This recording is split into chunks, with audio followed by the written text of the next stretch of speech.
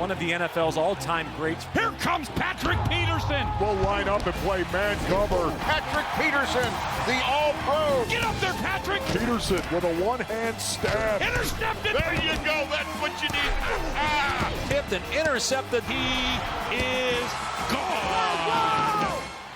All right, Pat P with the tip drill. Make sure I have my notes right here. Yeah, 8-time Pro Bowler, 3-time first-team All-Pro Patrick Peterson here. Yeah, this is an incredible day for football lovers. You got two of the best teams meeting up in New Orleans, an amazing halftime show planned. Let's just hope they can keep the lights on this time. Hey, let's do that. So I only had the opportunity to go up against Patrick once, and he really wasn't as dynamic as he is now in the pocket. I think it was around like year 2, year 3 when I played against him, but it reminded me so much of when I had the opportunity to see Russell Wilson twice a year. Wow. And we hated it because we knew that we were going to be covering more than 4 seconds.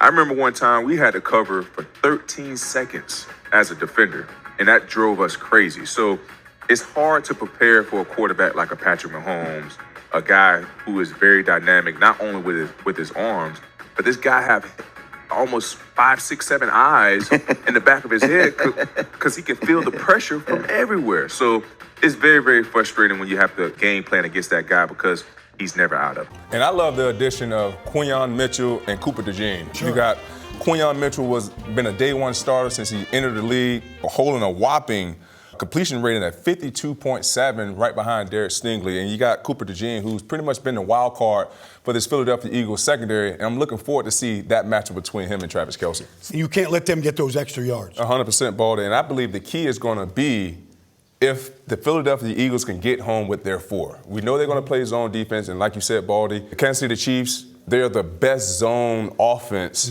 in all of football, and they have Andy Reid calling the plays, right?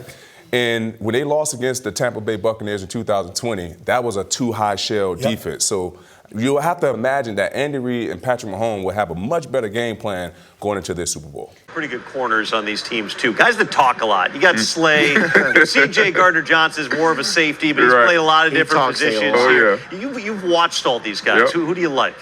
Oh, man, I love McDuffie, man. Trent McDuffie. I love what he brings to the table. He's like one of those wild card pieces to where you see him on blitzes. You see him shutting down the number 1 receiver. You see him breaking up passes. He's one of those guys that I really love to watch, and he's been on my radar ever since he entered the NFL. And I had the opportunity to talk to him before the game at Media Day yesterday. So he's one of those guys that I really, really love to watch.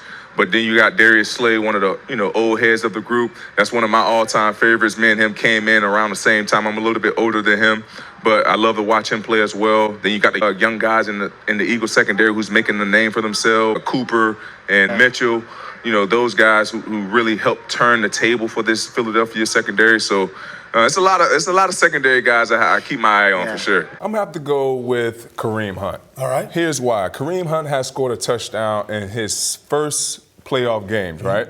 Only trailing Terrell Davis with 7. Okay. Here's a little nugget as well. Kareem Hunt, in the AFC Championship game, he had a playoff career high, 17 rushes and 64 rushing yards and 1 touchdown.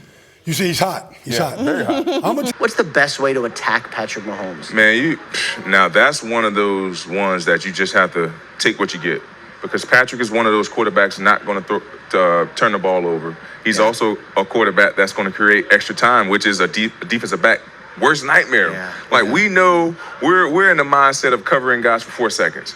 When you have to go up against a Lamar Jackson, a Patrick Mahomes, Russell Wilson, like you're just pulling your hair out. You're pulling your hair out because you know that you're going to have to cover these receivers for an extensive amount of time. So no, for the most part, you're playing backyard football and just hope and pray that your defensive line can get them down. Now, the fantasy and the gambling, I mean, culturally, it's just everywhere. Yeah, it is everywhere. And honestly, I believe it's growing the game. The more that you're able to talk about whatever it is, betting, coaching strategies or the next gen, I just believe it's growing the game, in my opinion. Join us on the other side. You haven't officially retired. Ready to go. Is this it? Are you ready to make an announcement? No, I'm not ready to make an announcement just yet, but, I mean, You made a face there. I feel like you can say it. I'm not trying to coax you into something you don't want to do. Not yet, Tom. Not yet. Not yet. All right.